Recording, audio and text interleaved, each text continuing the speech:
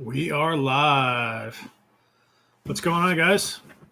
All right, got a few people in here already. So, start dropping your questions into the chat. What do you guys have? And I need a haircut bad.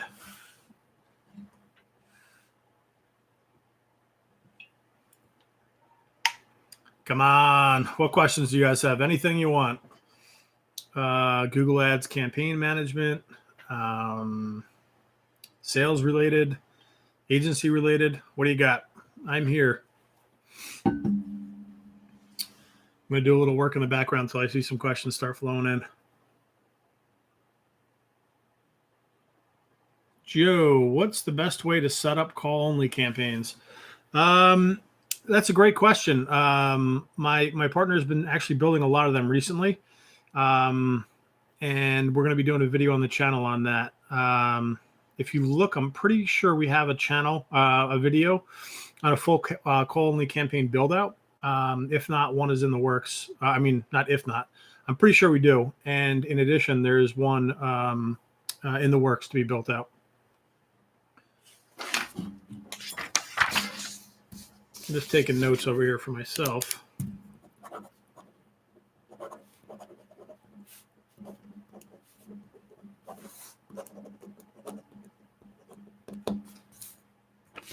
So I'll ping Rob on that to see where we're at in terms of launching that video. I would probably expect middle to early next week for that video.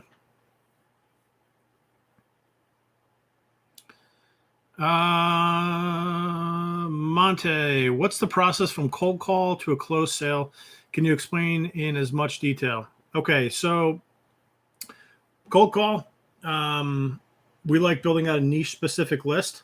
So let's say we're going to call on windshield repair companies, build out a list, get their phone numbers, build out a script specific to that. So we're speaking language specific to that niche, call on them, schedule appointments.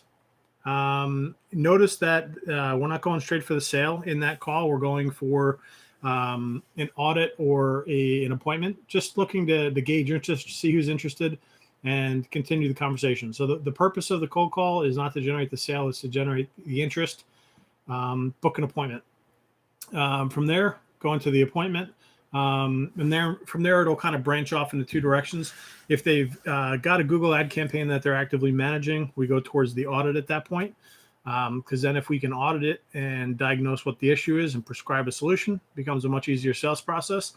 If they're new to Google Ads and are not using or not running a campaign currently, we go down a slightly different sales path. And from there, realistically, you could be onboarding clients from cold calling in a day or two. It does not need to be a really long, drawn out process. The one thing to think about with marketing in general, but always with cold calling, because it can be a very laborsome, tough thing, is that typically 3% of a market's buying at any given time. And that's any market, all markets, 3%. So 3% are in the market to buy a car, 3% are in the market to buy a house, 3% are in the market to rent a house, 3% are in the market to buy advertising. And then somewhere between 10 and 15% would entertain the idea or be interested in having a conversation about it. So you want to mix in that 3 to 15% range. Those are the people that you're really after. So part of it is a numbers game and getting in front of enough people so that you get into that mix. Hope that helps. Inside the agency course that we're building, there's a giant module all about sales specific stuff, how we qualify, how we do our fact finding and fact checking and digging for information all the way through to the close. Joe, do you always start campaigns with maximize clicks? No, not always. Depends. There's a number of factors that go into why we start with different things. Sometimes it's just manual. It depends. And Joe, there's a bunch of videos on the channel about bidding and bid strategies. I'd say go through those. I think those would be, you'll get more out of those in the in-depth stuff Rob will show you than the 30-second minute answers I can give you here. Ciendo, for a florist, Google Ads should be target to city located or in US for people searching for my city. Siendo, I'm assuming you have a flower shop or a client has a flower shop and they are, you're running a campaign for them or yourself. What I would do is do it for people searching in, living in, or in the location, not about, because the about one could get messy and they could be all over the country. My recommendation would be just do it in that city first. I get the idea that you will get people calling for relatives and people out of area calling about that area. I understand that. My first recommendation would be to find people locally, because that's going to be your bigger market than people calling out of state or out of area. So think about it two ways. One, build out the main campaign, the alpha campaign, that's specific to people in your market. If and when you've tapped out how much you could spend in that market, which I would imagine is going to be a significant amount, build out a beta campaign, a second campaign, and you do out-of-state targeting, but make sure obviously it has your exact keywords in there, and your city name in the keyword as well, just so it identifies what you're looking for. I hope that helps. That's how I would think about an out-of-state versus a searching in type of a campaign. What else you guys got?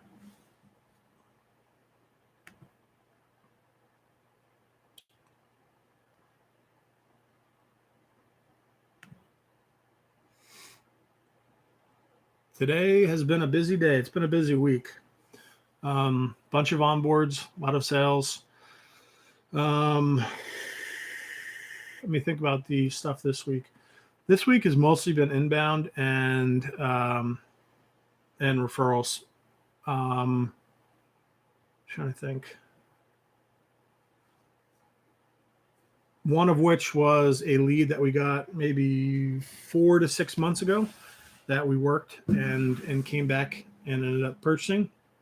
So once you build out your list of interested prospects, try to stay in front of them as much as possible, because you will find them when they could have moved from being interested, like I talked about, that 10 to 15%, into that buying range, into that 3%. So you want to stay in front of that section of the market as much as possible. So email follow-up, phone call follow-up, texting follow-up if you do that sort of thing, retargeting ads, things like that, where you can stick in front of people that have raised their hand as interested.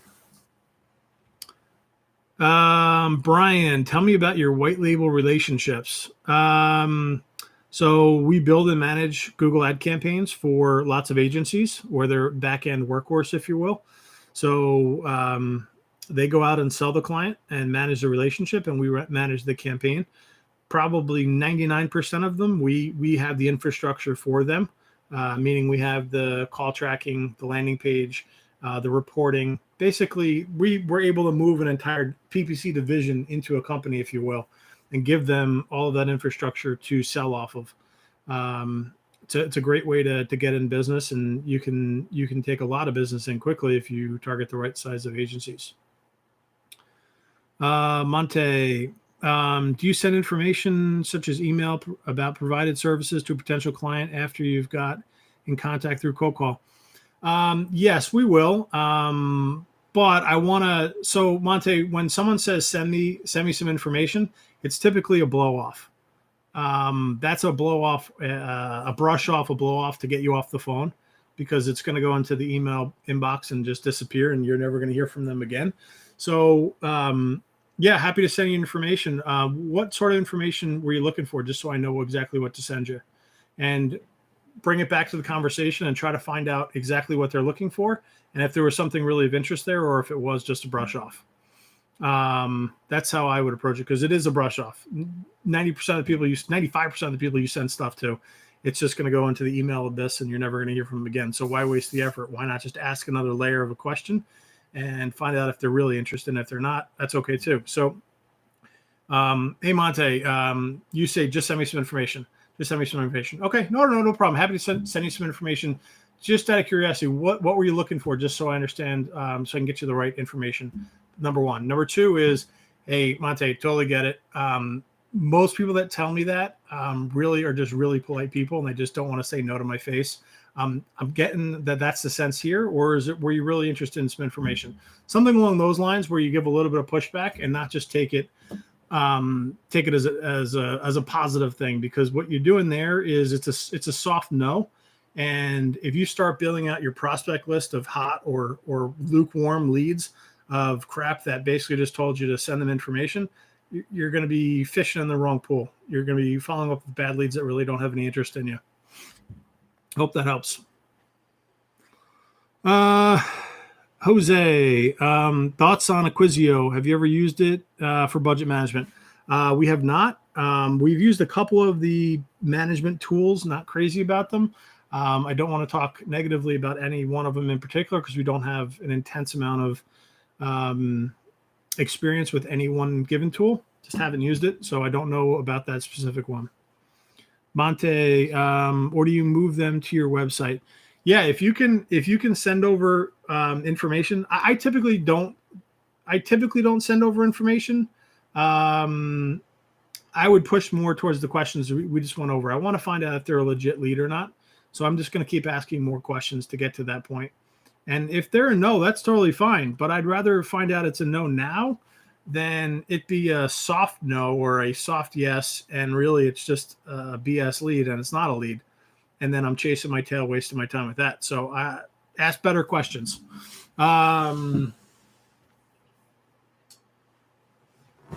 This book.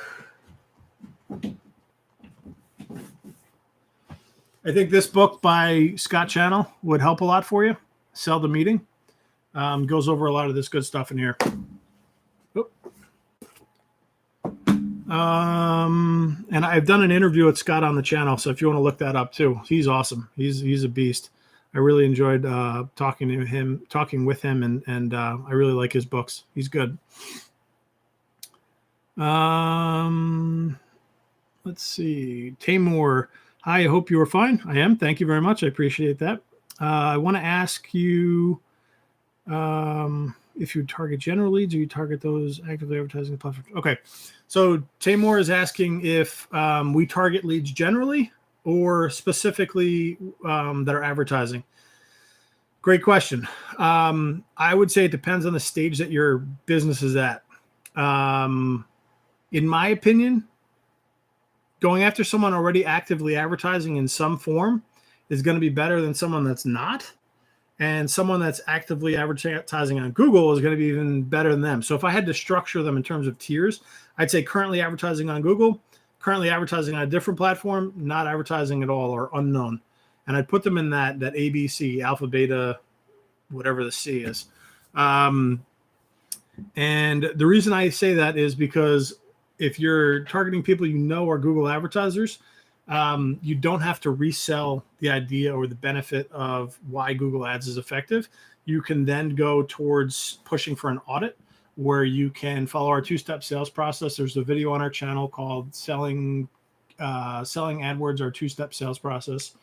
And it goes through how to pitch an audit and basically diagnosing what's wrong with their account and then prescribing how to fix it, prescribing you as the solution. So that's my favorite. That's the easiest. I don't want to say those are layup sales, but they're way easier than someone that is brand new to Google Ads. Next one is advertising. They're advertising on a different medium.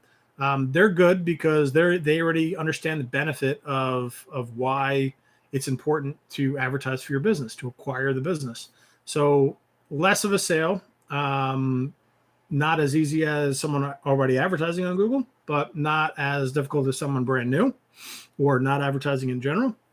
Then you just talk about why not shift some of your ad budget or your advertising budget from one medium to Google Ads, and here's why. And then the last one is you've got to sell the merits of Google Ads as a platform and why they should be using it, and then why you should be, then the idea of the budget, then the idea of why you as the manager of that budget. So double sale versus just a audit / more doctor approach, if you will. That's a great question, by the way. So my question for you, let me keep going on that one, would be, where are you in your business? Are you relatively new and kind of scraping by? Or are you more seasoned, making, 6 figures already?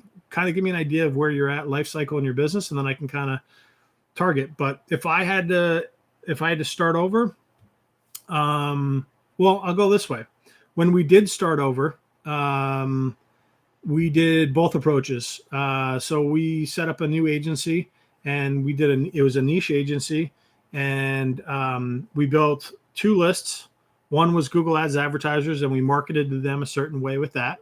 And then the other list was a generalized list of companies within the niche that we were targeting, and we advertised a little bit differently to them, because when you know they're doing something, you can speak direct to that. So your advertising can be that much more unique and specific.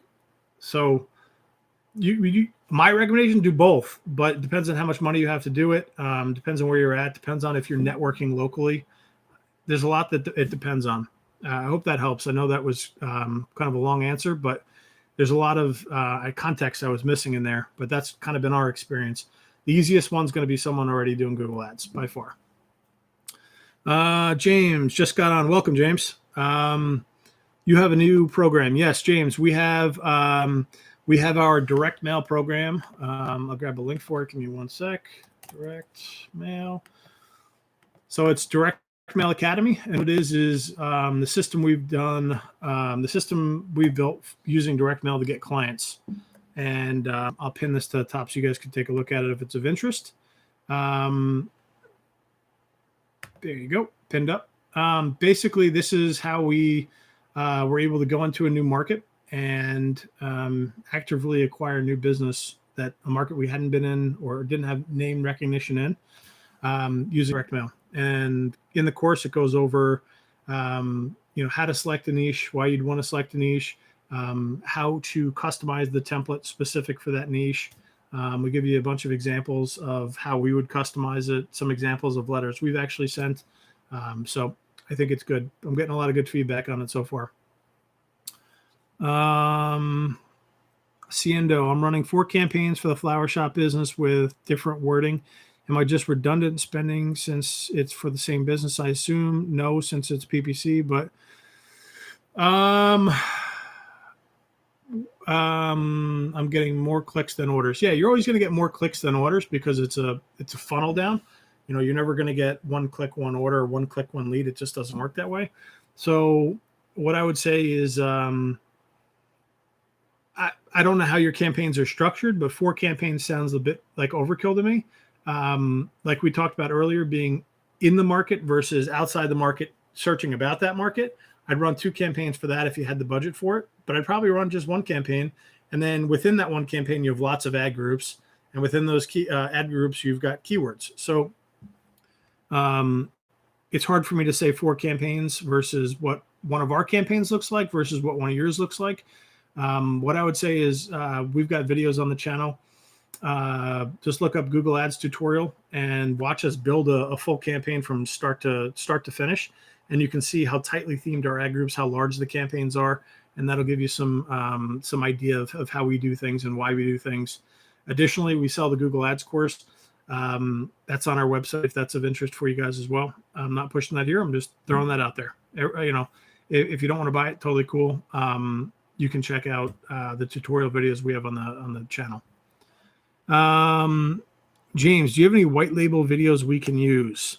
I don't. What were you looking for? Just out of curiosity. What type of videos do you think would be helpful? Because I'd be open to making them. I just don't have anything in the arsenal yet. Monte, how do you progressively warm up a campaign? It's a great question. I would say watch our video on, just go to our channel and search optimizations or optimizing. And you'll walk through, in the videos, Rob will walk through how we optimize a campaign, how it warms up each week, and how it progresses. And one of the videos, I believe, is an optimization checklist of stuff that we do weekly, bi-weekly, monthly, quarterly, things like that. And that'll give you an idea of how we warm up campaigns.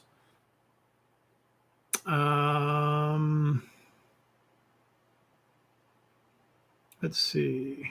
Monte, you're welcome, man. Man or woman? Monte. I think I'm saying your name wrong. So I'm struggling on that. I think it's Monte, if I'm not mistaken. TX Rawhide. What do you typically set as the CTR expectation for your customer? Does it depend on industry, product, etc.? And if so, how do you determine it overall? Yeah, it's definitely going to depend on. It's going to depend on a lot of different factors. We tend to write compelling ad copy, so we can get some really good click-through rates. A couple other things to think about with click-through rates. Yes, it's going to vary niche to niche. It's going to vary.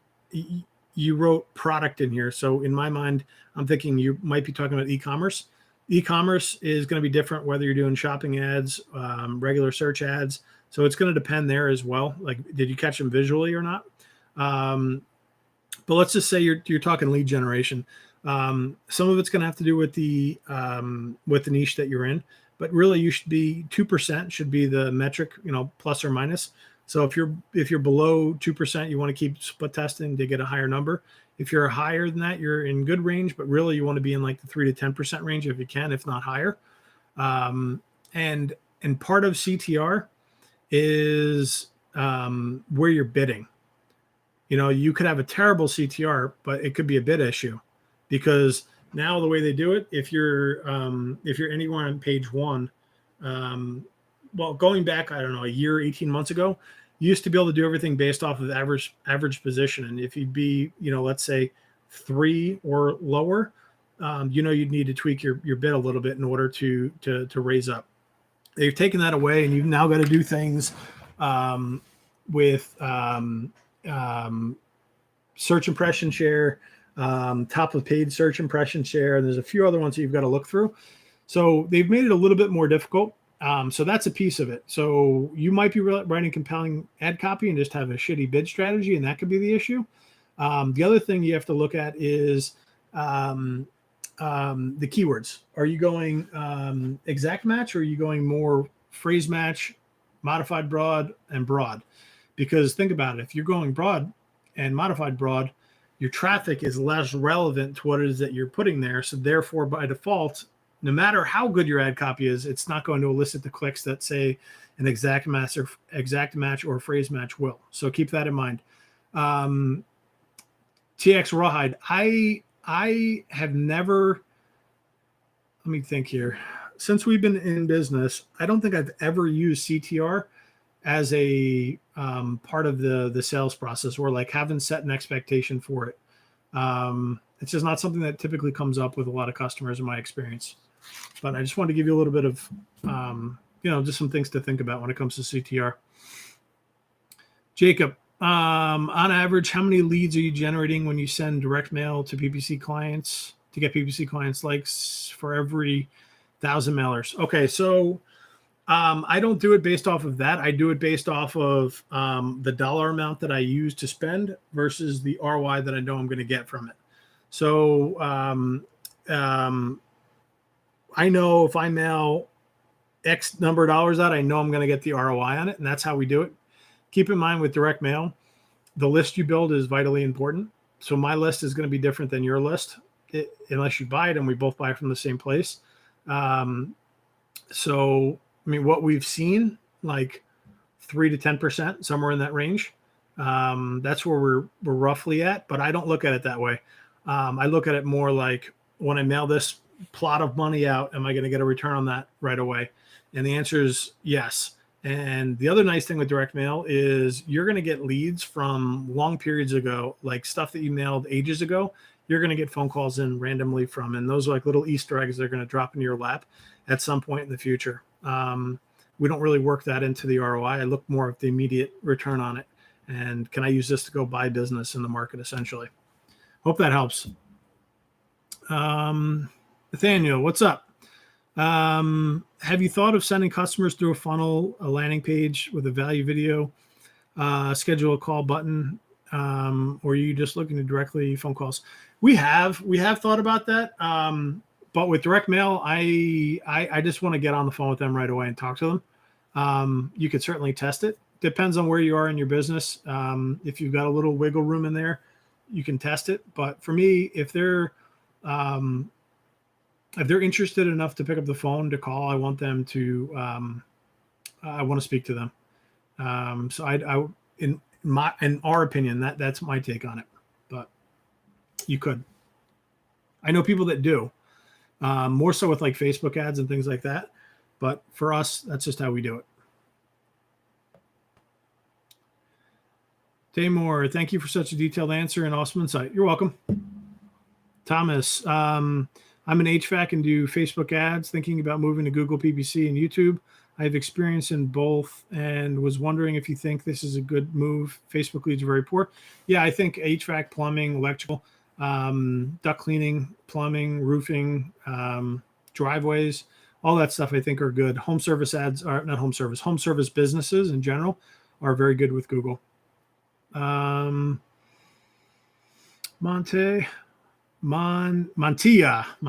got it. That's my name. What has been the biggest problem you found in auditing Google campaigns? Has it been towards what page to drive traffic to or internal campaign issues? It's always internal campaign issues. It's people targeting, location targeting incorrectly. It's not conversion tracking not set up properly, not having tightly themed ad groups, using the wrong match types, low CTRs, not using a landing page, or not having conversion tracking set up, or both, not using third-party call tracking. You see a lot of the same. We've talked about this in our other lives and in the selling Google ads, our two-step process video about the audits. You're going to find the more audits that you do, everyone makes the exact same mistakes. They're all the same mistakes. And that's good. Makes the auditing process a lot easier. But part of the agency course that we're putting together is going to be a big section on auditing, how to do audits, how to propose them to clients, how to talk about them with clients, and why they're valuable. So yeah, I think that'll be helpful. Mark, what do you recommend telling clients regarding minimum ad spend? Mark, great question. One of my favorite things to talk about. We've got a video on the channel called Google Ads Budget, and I highly recommend watching that video. That video is going to give you the framework on how to come up with a minimum viable budget for your client, given the market's estimated click costs. And we give you a simple framework to use. And that's all we use. So when someone calls in or is asking for this information, I show you exactly how I do it. And it'll make your life a lot easier out there selling it as well. Once you know, I give you the how and I give you the why. We've talked about this last time. So, giving it to you is one thing, but showing you how and why to do it is way more important. So I would suggest watching that video. Adam, how many agency does hey, my agency does web design and SEO. We offer PPC services for extra.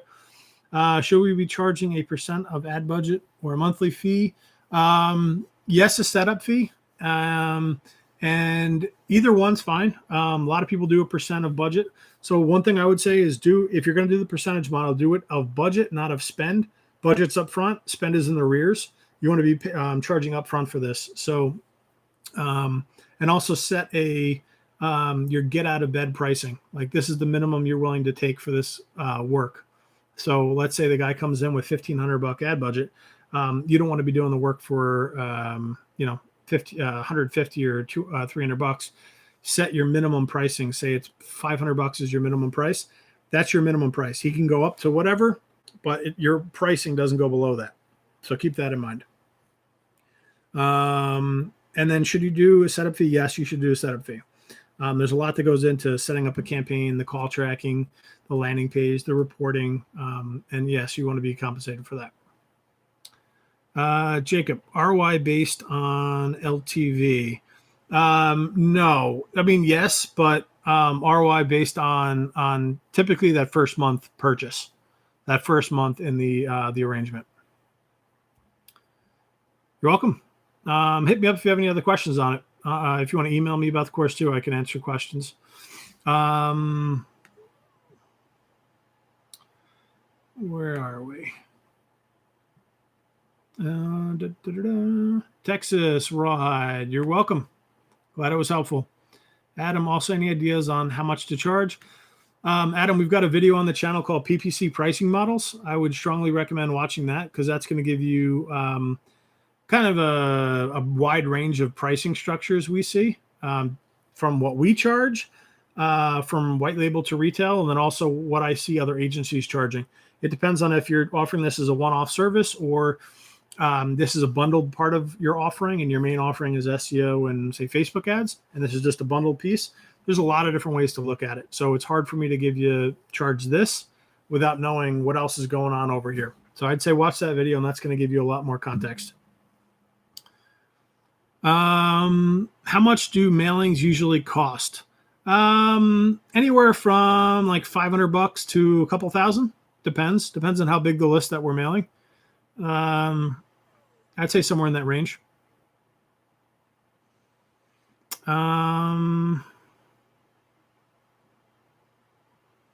When you say direct mail, is that snail mail? Yes, James, that is snail mail. Yep. So James, I don't know where you are in the world.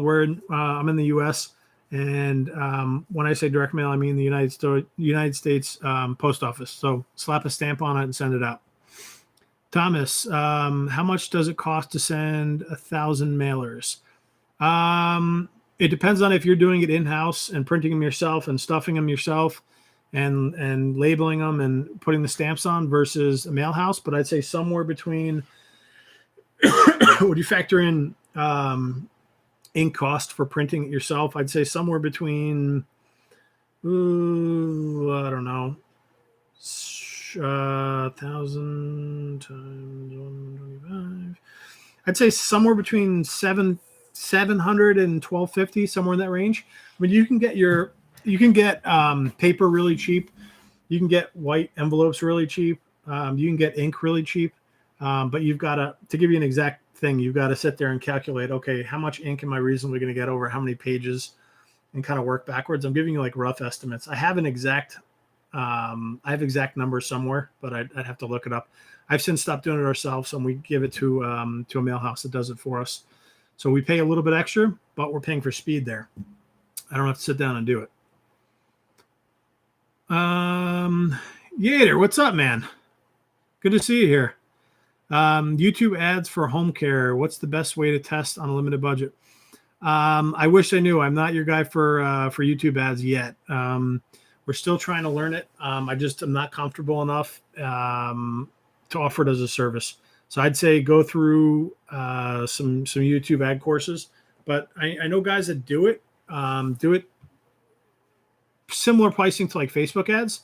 I'm not your guy for that. I don't want to point you in the wrong direction. Thomas, I appreciate that. Thank you very much. Jonathan, what's the best approach? Campaign audit tool or approach? Also, does Google Screened make a big difference for lead gen? Okay, I'm going to start with Google Screened first. So Google Screened is it's basically your local service ads up top.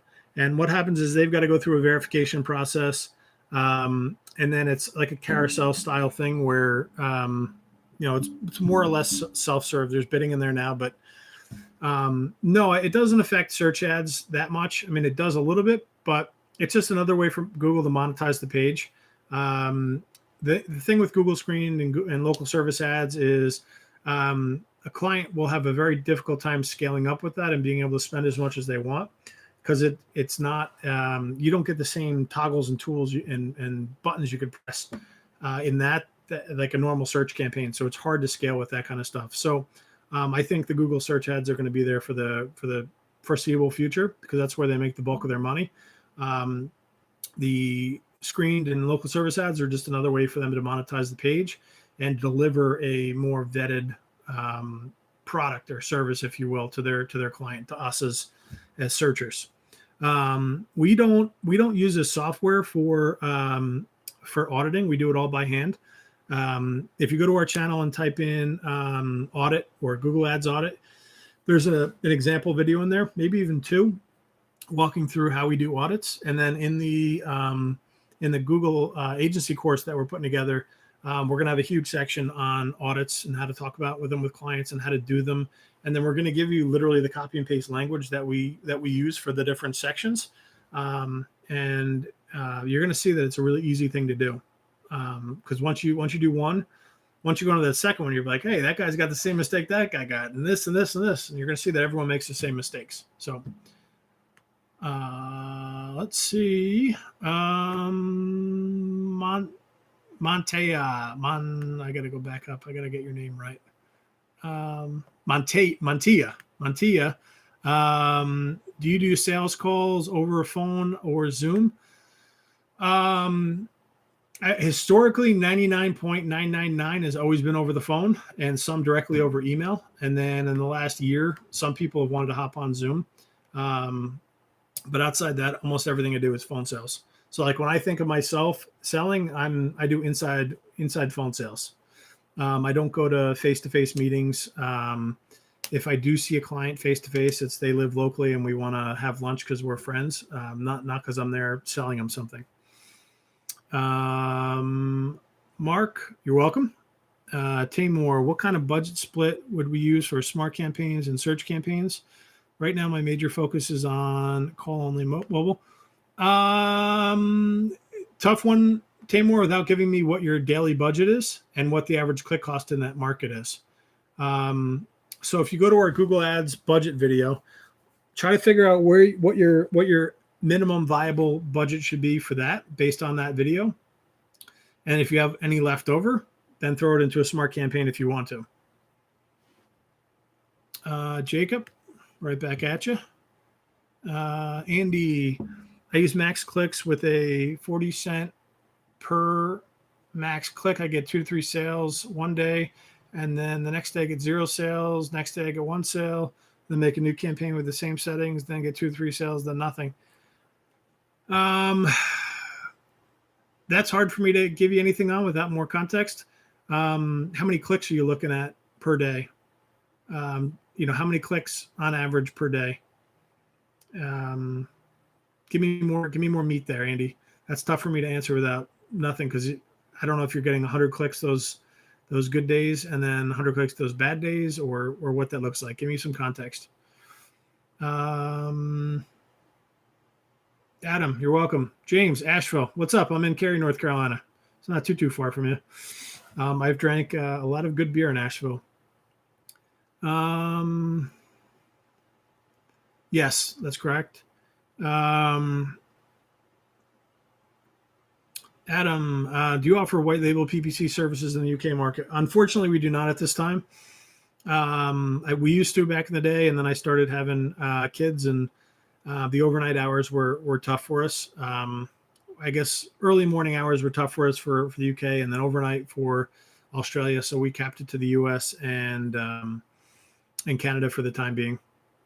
Mark from inboundrevenue.com would be a good resource. Reach out to him.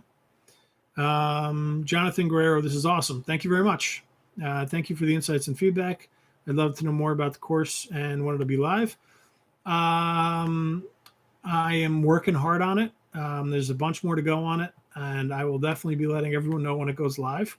I'd like to get into a lot of people's hands. I'd say probably like 30 days, 60 days, something like that.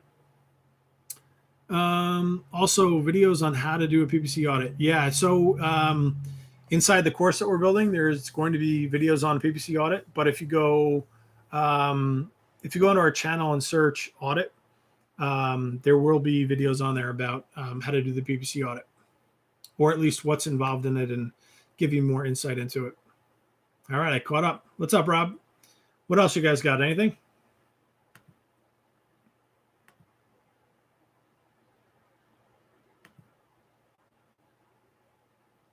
Uh-oh, my kid's school just shot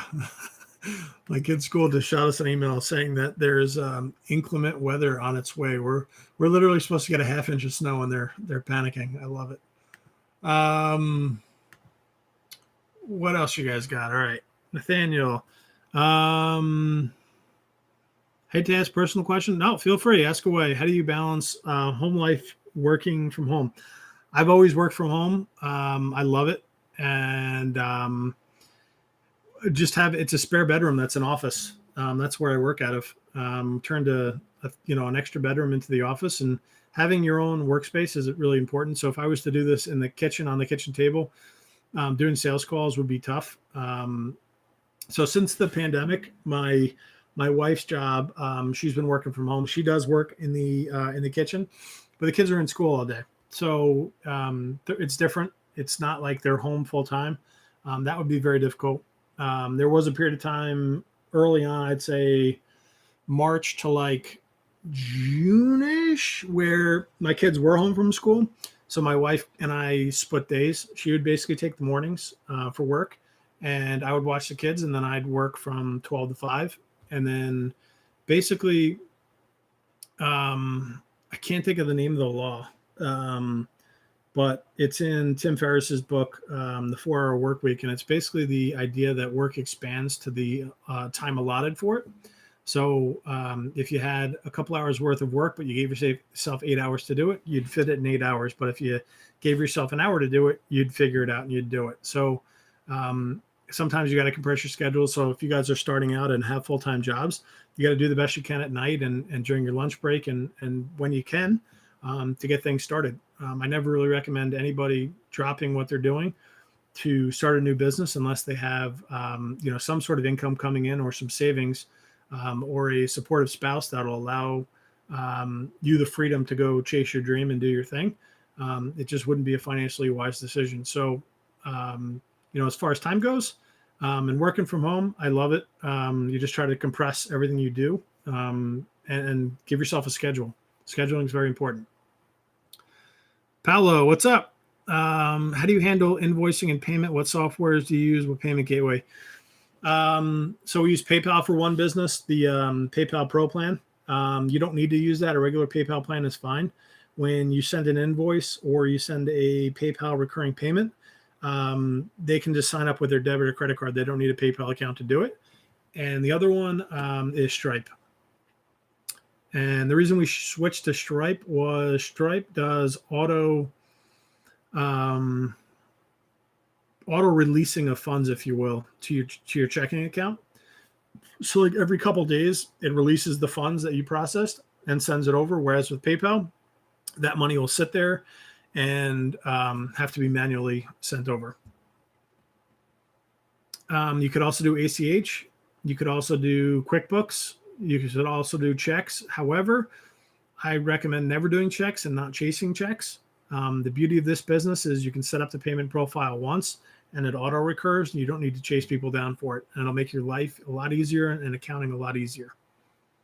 Find my phone, lost my phone. I love it. Does anyone knows Google Ads was not showing an ad in the last hour? Yeah, actually I did notice that when I was looking for something, but I was looking for something specific that I was questioning whether or not it actually ran ads in that niche. So it could have been that. So I don't know for sure. What niche specifically do you see has the most demand for Google Ads? Great question. I'd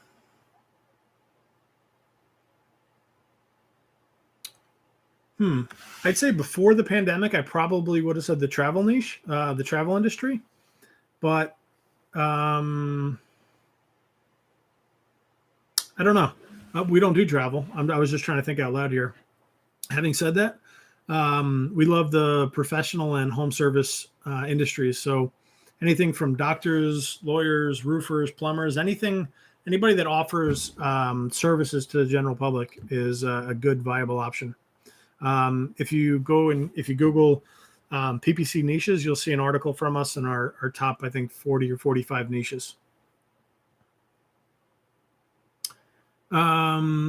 James, have you ever taken someone from big spend online advertising to PPC and blow their mind? Oh, big spend offline advertising, PPC. Yes, lots. We work with a lot of real estate investors who spend big money on direct mail, and we can do more with their budgets with Google Ads and typically than they can with direct mail. So yes. Jacob, Where do you find your cold caller? Ours was on Upwork. Tamor, how do you guys manage several accounts under one roof when you're dealing with account suspension issues, and one account can drag your manager account? So the way we do it, and the way I recommend everybody do it, is you set up your MCC account. That's like your agency or your freelancing dashboard, if you will. That's your manager account. And then you bring your client accounts into your MCC account. So when Tamor logs into his screen, he logs into his MCC account. He doesn't log into each particular client's account. I think maybe you've been in a situation where you may have an MCC account and you're setting up the client accounts directly inside of there. If that's the case, I don't recommend doing that. I would say have the client set up their Google Ads account, and then you move the client account into your MCC. I think that helps. I'm not exactly sure. Seaman, approximately how many days do you think it'll take to get a sale or maybe a conversion? And how do you handle Shopify payments? So to get a lead or a conversion, it could be a day, it could be a couple of days. It depends on your budget, depends on your click cost to your daily budget. That ratio is very important. If you go watch our Google Ads budget video, I think that will help. We don't work on e-commerce campaigns though, so I can't give you any context there. James, is Stripe the same charge as PayPal? Been PayPal's 2015? Yeah, roughly, more or less, roughly the same. James, if you go inside your PayPal platform, there's just 2 cents here. There's a section where, since you've been there for so long, you can actually request reduction in charges. You just basically have to just physically ask for a better rate that they're charging you on processing fees, and usually they'll give it to you. Just a little tidbit if you haven't done that yet. Paolo, Ed, do you invoice in the first month or at the end of the month? And how long do you wait for the payment before you fire the client? Good question. So everything we do is payment up front. So the payment needs to be made before we get rolling on everything, because we've got to purchase the domain for the landing page. We've got to set up the call rail, call tracking, the landing page, the reporting, build out the campaign. All that needs to happen. So we tie all that to the first payment. And then it's an auto payment. It's a recurring payment in 30 days or in a month. So we're not waiting around to get paid. So we do everything automated. It has to be automated, in my opinion. James, have you ever worked with staffing firms? Yes. James, you mentioned buying leads. Who do you buy from? I think when I mentioned it earlier, it was more like buying leads for a list, meaning like a list to mail for. I think that's when I mentioned it. Seaman, my budget is around 25 per day. What bidding method do you suggest? Also, any suggestions on keyword choosing? Seaman, go watch go to the our YouTube channel and search Google Ads tutorial, and watch one of our full build outs from start to finish, and see how we build everything out. I think that'll help. You guys have anything else for me?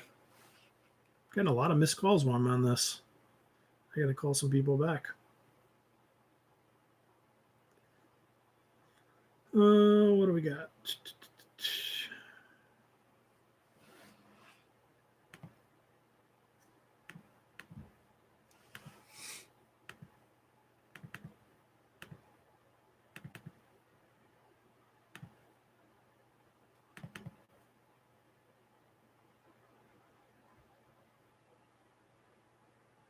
All right. Franthani. Hey man, love your videos. Thank you very much. Appreciate it. Can you talk about PPC workflow on how do you keep up with tasks on multiple accounts? Do you do the same tasks? Example, review keywords on Monday. So optimization day for everybody is Friday. So it's now becoming Thursday and Friday because of the amount of accounts that we have. But we build out those other days of the week, typically Monday through Thursday. Now it's like Monday through Wednesday and a half. And if you go on our video, go on our channel and search optimization or optimizing, you'll see a bunch of videos on how we optimize accounts the flow of which we do it, meaning like weekly, bi-weekly, monthly, quarterly, things like that. And it'll give you an idea. And then it's checklists. If you look up on our channel, look up the word checklist as well. You'll see checklists of things that we go through. So it's a mixture. I would say it also depends. Like there's certain things you have to do in certain accounts that you don't have to do in others. It depends. It also comes down to how much data is rolling through the campaigns. $50 a day budget in a niche where it's $25 a day, $25 a click. That's like a 1 and 2 ratio between average click cost and daily budget. That campaign is not getting many clicks on a monthly basis. Whereas if clicks were $1 a piece, that client's getting roughly 50 clicks a day, and you're going to need to optimize more on that one than you would on the other one because it's got more data rolling through it. Hope that helps. Sasho, always wanted to run a Google Ads, an ads agency with Google Ads. Hello from South Africa. Well, hello. Welcome to the channel. We'll be rolling out a course on how to build a Google Ads agency and how to grow it. So I think that might be of interest for you, Sasho. James, can you expand on the staffing firm question? Are they a good business to work with? So staffing is a tough question without more context from you. There's like home health staffing, and then there's permanent staffing, and then there's temporary staffing. So give me an idea of what you're talking about. Like, are we talking headhunting where they're paying per seat, or is it more like rentals? I used to worked in 2 different staffing companies right out of college, so I got a little bit of knowledge in the space. Paolo, Ed, do you ask for a contract in software like Docusign to avoid chargeback or problems asking for refunds? We don't. We have a kind of a statement of understanding, if you will, but not a contract. Everything we do is month to month. So if they want to leave after the first month, they can. We try to suss those out during the onboarding process and make sure that they're at least going to commit to 2 months of it, but we don't hold their feet to the fire on that. If they're not happy, I don't want them to stick around. Saman, would you say it's easier getting results in Facebook or Google Ads for beginners? Which one would be faster to get results from? Tough question. I would say Google Ads, but then again, some people see the world differently. Some people can build out a Google ad campaign and just get it. And then there are people that can build out Facebook campaigns and just get it. So my recommendation would be go onto YouTube and type in Google ad tutorials and watch how people build out campaigns and find out if that resonates with you. Go and type in Facebook ads tutorials and watch how people run those campaigns, and does that resonate with you? So the Facebook side of things and the YouTube side of things are very similar in how the targeting works and how you'd run the ads. And search ads are very different. So find out which one you resonate with more and then go that route. Adam, do you recommend using a platform like AdZuma, or do you manually? So we do everything manually. We have used some performance software in the past, but we always revert back to manual. Rob, thank you very much. I appreciate it. James, all right, cool. So executive staffing and rentals. Yeah, you definitely can. You just gotta try to weed out as much of the job market as you possibly can there, because that's going to be a bulk of that search volume. So you got to be very specific with the kind of keywords that you're targeting that denote motivation. It denotes a search. It denotes someone searching for that kind of stuff and not searching for a job, if that makes sense. Chase, what's up, man? Good to see you here. Chase, an SEO expert has entered the room. What's up, Chase? If you guys don't know Chase Reiner, check out his YouTube channel. It's awesome. It's all about really good technical SEO and how to rank well organically and how to drive tons of traffic. Chase is the man. What else you guys got? Guys, I'm going to do a couple more minutes and then I got to jump. I got a bunch of emails I got to catch up on.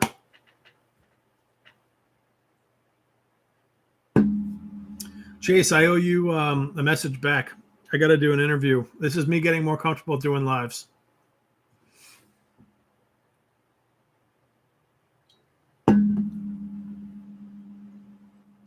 James, sorry, another follow-up. No problem. Is PPC a good alternative to finding candidates? I have a huge team in biotech. Potentially, but you're going to be up against every other billion-dollar jobs platform that you're likely not going to have the same budget as. So keep that in mind. They can do things way easier than you can because they're swinging a giant battle axe, and you'll have a toothpick compared to their budget. Even if your budget is $10,000 or $20,000 or $30,000, it's not going to be $1 million a month. So you've got to have laser specificity in order to do it correctly, or you just get gobbled up. Ravi, what's up? Good to see you as well. What's up, Chase? I know. I'm getting more and more comfortable with the lives. I enjoy doing them now. Elifaya, have you worked with real estate? Yes. We don't work with the retail side of the market, but we work with a lot of real estate investors.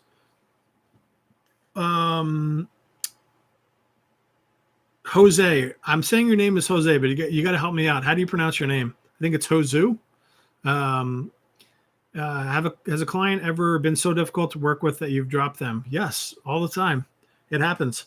I think what you're going to find is people that self-manage tend to be more difficult and more critical because they're in the campaign a lot more, and they kind of second guess things potentially. So they can be difficult to work with, but then others are just like, they want to relinquish the control and let you do your thing. Sometimes campaigns take time to optimize and to get dialed in. So sometimes the self-manager is a little bit less willing to give that. So it can be tough. Bilal, I'm doing well. Thank you for asking. Josue. I was way off. All right. Josue. Got it. Elifaya, how many real estate investors have you worked with? And also, when do you do these lives? Elifaya, I do these lives when I have a few minutes in the day. And I'm getting better at emailing it out to our email list that they're going to be live. I'm probably going to start scheduling them out for a specific time, but at this time I don't. And then how many real estate investors have we worked with? Probably 50. And James, when you say real estate investors, are you talking hard money lenders? Hard money lenders are technically real estate investors, but that's a different subset of it. I'm talking buy and hold landlord style portfolio investors. I'm talking flippers, meaning they go in and buy the house and flip it. And I'm talking wholesalers. So guys that are basically selling paper. They get the deals under contract and then turn around and sell that contract to somebody else or assign that contract to somebody else. Bilal, are there any tools that help prevent fraud? Yeah, ClickCease. Yeah, I'll drop it in here. I think this is the website. All right, one more minute, guys. What else you guys have? Anything? I need to shave. My gosh.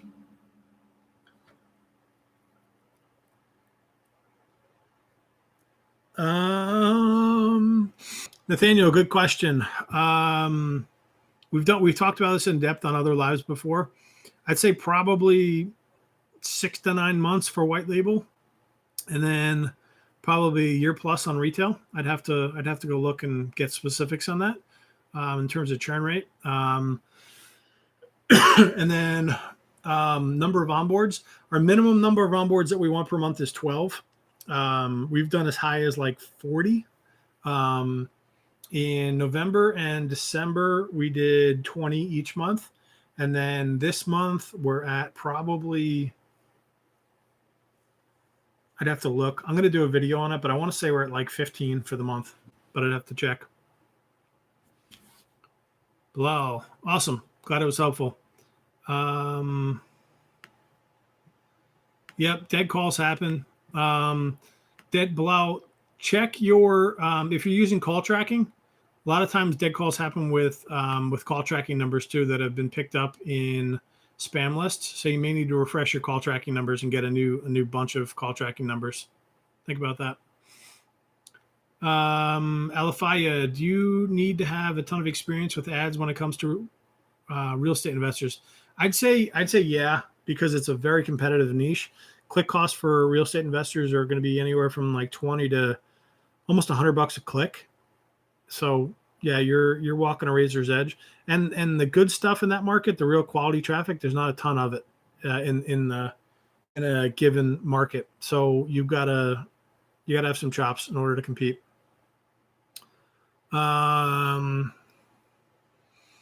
James, what are some keywords to find the real estate investors?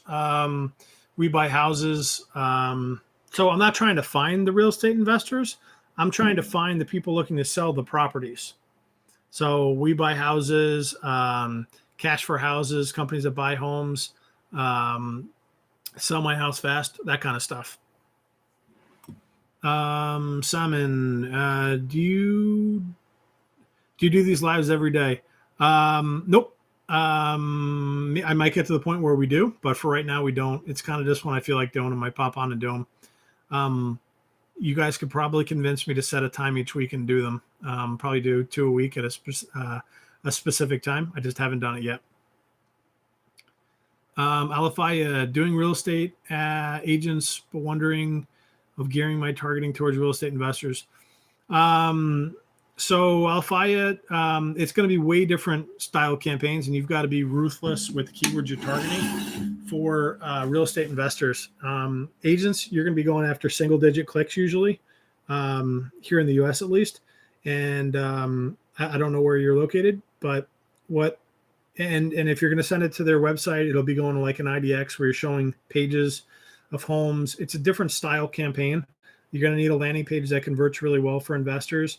And you're going to have to be comfortable with spending, a decent chunk of change because your click costs are going to, again, be in that $30 to $100 range. So depending on the market. Son of the King, how do you break into the PPC market? Get some chops and then learn how to sell it, and then you're in. Know what you're talking about, and then learn how to sell it. We've got plenty of clients in white label that don't actually know how to do the campaigns, and we just fulfill it for them, but they're comfortable enough to sell it.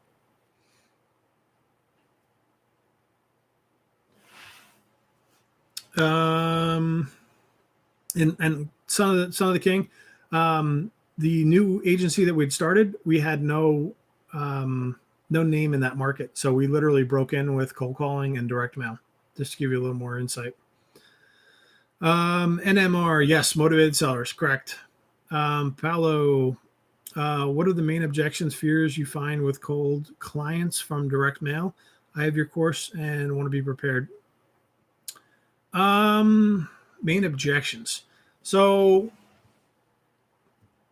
it's different when you're cold calling, because then you're going to get a certain number of objections. I'm happy with what I have. I'm not interested. Send me something. Get lost. No, and you can build off of those. As far as someone that you sent them a letter and then they picked up the phone as interested is a different style person. They've read what it is you do and, or loosely understand what you do, and they want to hear more. So it's a different style lead, and it's a different conversation typically. What is the most common objection in that scenario? I wouldn't say it's I'm happy with who I'm with. Probably the budget. And at that point, you got to look bigger picture and look around. Do they have other systems in their business to consistently generate leads and deals or client flow? And if they don't, how do they expect to grow the business, and kind of reframe it around Google Ads being that solution for them? I would definitely recommend reading Claude Whitaker's book, Selling Local Advertising. I think that's going to help. Tons of good objection handling in that book. And I think that's going to make your life a lot easier. And then also It's right there, called Power Phone Scripts by Mike Brooks. That's an awesome book. And there's basically everything you think they're going to say has already been said before, and it's said in some other form or fashion. You're not going to hear anything new. So if you can script out what these answers are going to be and then internalize them, your life's going to be a lot easier. I picked up these things called cash cards from Jordan Stupar. And basically what they are is they're just a quick reference for objection handling. So here's one. Just send me an email, and on the back of it, it goes through how he would handle the. Let me get this thing clear. Hang on. Tell me if that's coming in clear, guys. No, it's not focusing yet. All right, but you guys get the gist. These are really good, and you can just take these with you and throw them in your car and stop at a red light, pop down and read one of them. Waiting at your kid's ballet, just sit there and read one of them. These are really cool. These are a good reference. And plus, you can if you really got nervous, you could always set out a couple of them and have them ready to go on a call. But my better recommendation would be to memorize them, internalize them, get really comfortable with them. He also goes through this one thing. There's formulas that you can use, and his formula is acknowledge, reply, and transition. So, it's out of my budget. I completely understand. That's the acknowledge. The R would be reply. I totally understand that you want to talk it over with your spouse. I talk stuff over with my spouse as well. And then the transition is tell me what would happen if your spouse said no. So it's basically acknowledge. It's acknowledge, reply, and then transition. It's basically part of it's mirroring, and then part of it's empathy. It's letting them know that they were heard and understood, and then you going to another, transitioning to another part of the conversation to find out if that's the real reason. So part of objection, finding if it's a real objection or if it's just a smokescreen. So a lot of times you want to isolate that objection. So let's go back to that budget one as an example. They say it's out of my budget. Say, okay, I totally understand it's out of your budget. Besides it being out of your budget, is there anything else that would, that you don't like about the product or isn't really a good fit?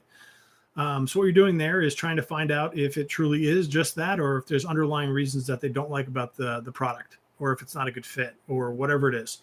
So isolating the objection is super helpful. I think this is a really good reference or a good tool. And then Selling Local Advertising, really good book. And then the Objection Handling, or Power Phone Scripts, rather, really good books. And in the agency course that we're putting together, we're going to have all of how we overcome all the objections that we do, and all the little techniques and tools and tips that we do. It's all going to be inside there. Went on a long rant there, guys. You guys got to slap me around and stop me. Where did we leave off? Let's see.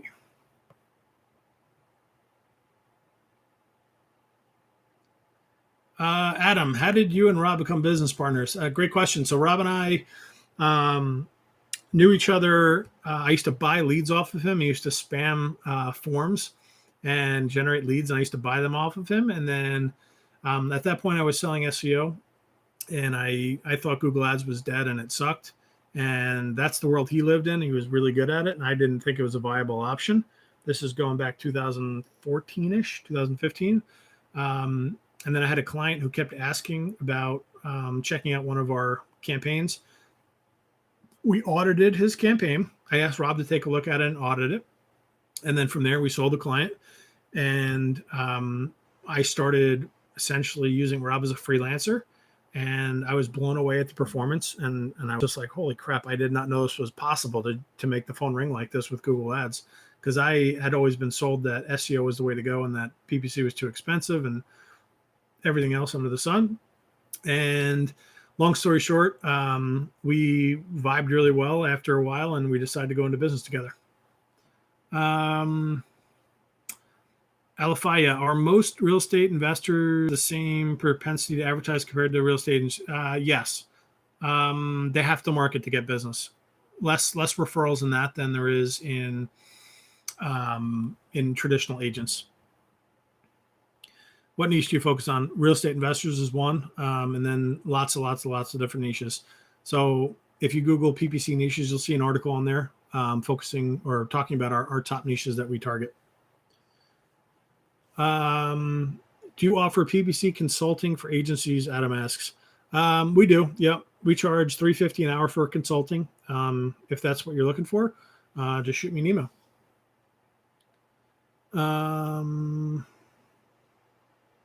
James, yep. Feel Felt Found is an awesome one. I love Feel Felt Found.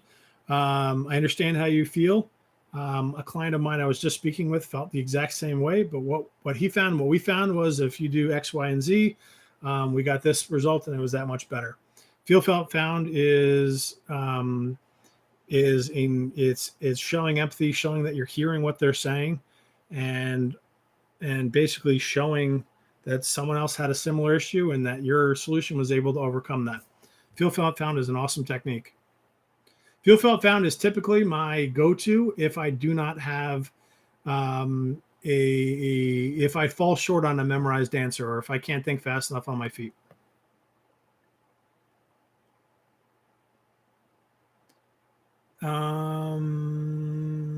We did another live. I think it was in a live, James, where we talked a lot about Feel Felt Found. I love that. First time I've ever heard that was in 2005. I was at a corporate sales training event in Pleasanton, California for the company I was working for. And this guy's like, Feel Felt Found. I was like, what the hell is Feel Felt Found? This slick character. And he taught me how to use it. And I loved it and used it not every day after that, but it immediately went into my arsenal of tools. Paolo, can you please spell the name of the sales card deck? Yeah, it is. Let's see if I can get you an actual website. Here, give me a sec. It's Cash Cards. You get you a website.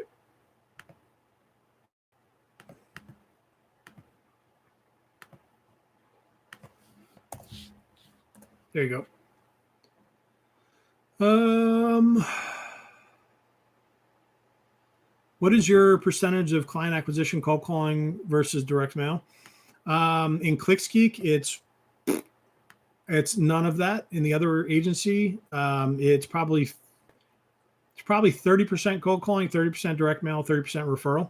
And that referral only happens because of the cold calling and direct mail. So it was probably 50-50 at the beginning, and then has kind of slowed down. It's probably even more referral now, but heavily that. It depends. It depends on the point where you're able to shift from getting everything cold versus getting some SEO and through referrals and different inbound strategies. But at first, it was all inbound. I'm sorry, all outbound with cold calling and direct mail.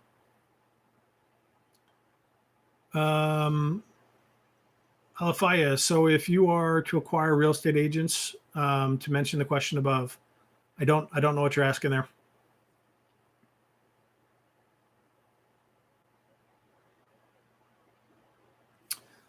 James, you have to read Objections by Gavin Ingham. I will grab it. I'll see if let's see if it's on Audible. I love sales books on Audible.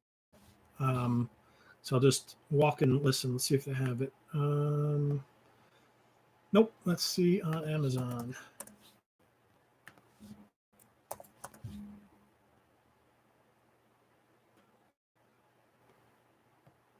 All right. I'll take a look for that. Let's see. Oh, there you go. I got it. 2008. I love it. Add to cart. Cool. Grabbing it. Thank you for that. I appreciate that, James. Alafaya. Okay, a couple more questions, guys, and I really have to go. I'm going to do 2 more minutes. Alafaya, if you want to acquire real estate agents, through Facebook ads, how much should it cost per booked appointment? I don't know. I don't run Facebook ads to get clients, so I don't know. I don't have an answer for you there, but just do some math on it. How many leads does it take for you to get someone to show up at an appointment? How many appointments does it take for someone to close into a deal? What's that deal worth to you? And then kind of work backwards onto making money month one. That's how you'd have to look at it. John Carlton. I prefer Google Ads, but that's how I make my living. So I just like the idea of Google being, people have an issue, they go to Google looking to solve that problem. Whereas Facebook, you're more interrupting them with something in their feed, and it may or may not be of interest. It's a different skill set. I like them both. I know Google Ads, and that's what we do. So that's what I prefer. Hope that helps. All right, guys, I'm going to jump. Did you guys like that I actually sent out an email about this time? Maybe I can make this into a scheduled thing, if that would help. All right. I think that's it for today. If you guys need anything, just give me shoot me an email, and that's it. Have a great day. And cash cards. All right. Take a look at those. Pretty cool product. Very cheap for what they are. They're awesome. Thank you, guys. Have a great day. Bye.